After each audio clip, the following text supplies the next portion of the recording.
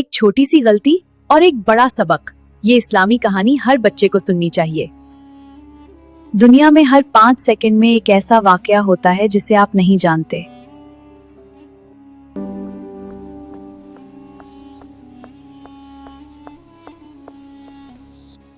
School से घर आते हुए बहुत अच्छा लग रहा है। अब आराम से घर पहुंचूंगी। अम्मी, मैं आ गई हूँ। आ जाओ बेटा, पहले हाथ धो लो फिर खाना खा लेना। बेटा हनिया, एक बात हमेशा याद रखना, कोई भी काम शुरू करने से पहले बिस्मिल्लाह जरूर पढ़ा करो। अम्मी तो हर बात पर बिस्मिल्लाह कहती है, इससे क्या फर्क पड़ता है? बेटा इससे बहुत फर्क पड़ता है। वाह, आज तो मेरा पसंदीदा खाना बना है। हनिया बेटा,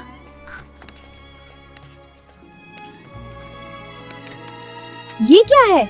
तुमने बिस्मिल्लाह नहीं कहा तो मैं आया। नहीं, ये मेरा खाना है। अब हम दोनों खाएंगे। अम्मी, मुझे अजीब सा लग रहा है, दिल घबरा रहा है। क्या हुआ बेटा? घबराओ नहीं, उम्मी है ना। अरे बेटा क्या हुआ, तुम इतनी परेशान क्यों हो? बेटा क्या तुमने खाना शुरू करने से पहले बिस्मिल्लाह पढ़ी थी? नहीं दादी। या अल्लाह, मुझे माफ कर दे, आइंदा मैं हर काम शुरू करने से पहले बिस्मिल्लाह पढ़ूंगी। बिस्मिल्लाहिर्रहमानिर्रहीम।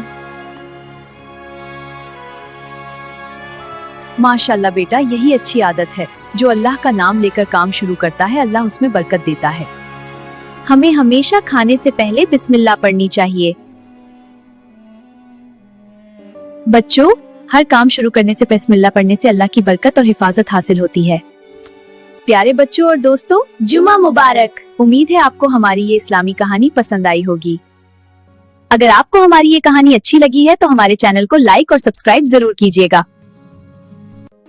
हम बहुत मेहनत करके आपके लिए ऐसी खूबसूरत और सबक आमूज वीडियोस बनाते हैं। आपकी एक लाइक और सब्सक्राइब हमें मजीद अच्छी इस्लामी कहानियां बनाने की हौसला अफजाई देती है। इंशाल्लाह हम आपके लिए मजीद प्यारी प्यारी इस्लामी कहानियां लेकर आते रहेंगे। बहुत शुक्रिया।